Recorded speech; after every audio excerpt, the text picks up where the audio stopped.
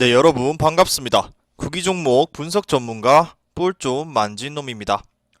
12월 8일 국내 배구 2경기 프리뷰 시작하도록 하겠습니다. 볼 좀 만진 놈의 조합픽을 직접 받고 싶으신 분들은 영상 하단의 고정 댓글로 문의 주시면 조합픽을 무료로 받아보실 수 있습니다. 첫 번째 경기는 한국도로공사와 현대건설의 경기입니다. 한국도로공사는 시즌 3승 7패로 리그 5위에 위치하고 있으며 최근 5경기 2승 3패, 최근 홈에서 2승 2패의 성적을 기록하고 있습니다. 도로공사는 현대건설을 상대로 최근 1승 4패의 성적을 기록하고 있습니다.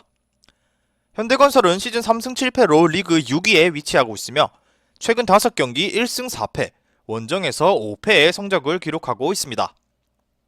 현대건설은 도로공사를 상대로 4승 1패의 성적을 기록하고 있습니다. 도로공사는 6연패 뒤 2연승을 기록하며 분위기 반전에 성공했습니다. 직전 경기에서 현대건설을 상대로 3대1 승리를 챙겨냈는데 불과 나흘 만에 또다시 현대건설을 상대하게 된 터라 이번 경기 또한 충분히 긍정적인 상황입니다.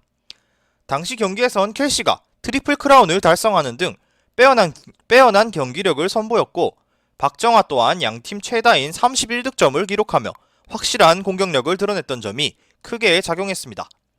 켈시와 박정아, 전세한 등이 꾸준한 공격력을 선보이고 있는 데다 배유나와 문정원 등 충분히 기대를 걸 수 있을 만한 공격 옵션이 매우 다양한 터라 이를 활용한 공격 전개에 있어서는 부족함이 없는 도로공사입니다.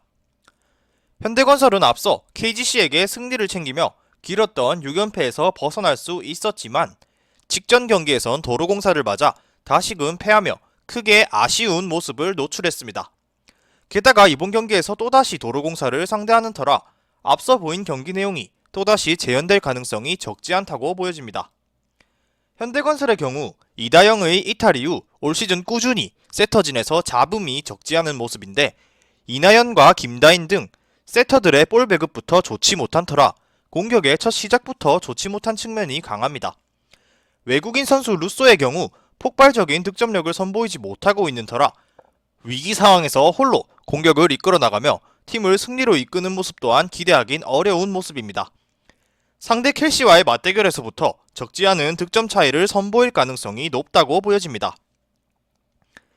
이번 경기는 도로공사의 승리가 예견됩니다.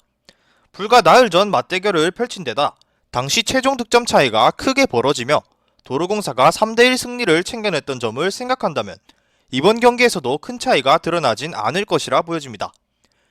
현대건설의 경우 루소와 양효진, 정지윤 등 고른 득점력을 선보이는 선수들의 꾸준함이 강점이긴 하지만 상대 이상의 폭발적인 득점력을 기대하기는 다소 어려운 모습이 강하기 때문에 이번 경기 또한 득점 대결에 있어서 아쉬운 모습을 보일 확률이 높다고 보여집니다.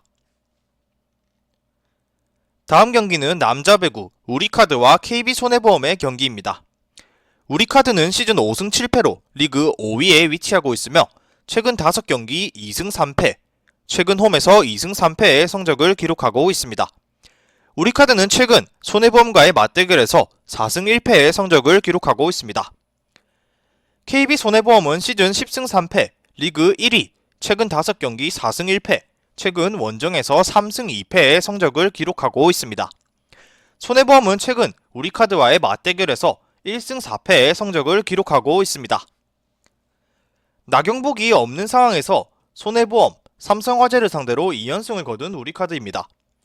핵심 선수 없이 연승을 거뒀으니 분위기는 확실히 올라온 상황입니다. 다만 경기 내용은 살펴볼 필요가 있는데 손해보험전은 알렉스가 활약했고 직전 삼성화재전에서는 류은식이 날아다녔습니다. 여기에 서브의 힘이 상당했던 우리카드입니다. 다만 이로 인한 공격 성공률의 승리였지 다른 항목들은 썩 좋지 못한 모습이었습니다. 리시브는 기복이 커 보였고 블로킹 역시 좋지 않았습니다. 즉 공격 성공률이 터지지 않으면 나경복의 공백은 고스란히 드러날 가능성이 높아 보이는 우리카드입니다. 손해보험은 현대캐피탈을 상대로 3대0으로 잡아내며 우리카드전 패배를 씻어냈습니다. 최근 2경기 연속 범실이 잦았고 서브의 힘도 찾아보기 힘들었는데 직전 경기는 세트당 5.3으로 준수한 모습과 함께 서브의 힘도 되찾는 모습을 보였습니다. 일단 전반적인 스탯 자체가 자신들의 시즌 평균 범주 내로 돌아오는 모습을 보였습니다. 다만 리시브 불안은 여전히 극복해야 할 과제로 남아있는 손해보험입니다. 지난 두 팀의 맞대결을 돌이켜보면 손해보험은 범실을 난무했고 리시브도 불안했습니다. 이와 달리 우리카드는 팀 리시브 효율이 39.6%로 알렉스가 점유율 54%, 공격 성공률 61.4%를 기록했습니다. 우리카드는 공격 성공률로 나경복 없이 2연승을 챙겼지만 수비 관련 부문 기록들은 모두 좋지 않았습니다. 즉 대진운, 상대운이 따랐던 경기라고 보셔도 무방합니다.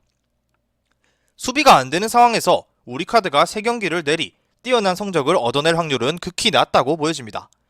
이와 달리 내리 2경기를 흔들리던 손해보험은 직전 경기에서 자신들의 공격력을 살리는 가운데 범실을 줄이는 모습을 보였습니다. 그리고 직전 맞대결, 손해보험은 분명 우리카드를 얕잡아 보기도 했을 거라 생각합니다. 이번 경기는 손해보험이 12월 1일 셧아웃 패배를 고스란히 되갚아줄 경기라고 보여집니다. 이상으로 국내 배구 2경기 프리뷰를 마치도록 하겠습니다.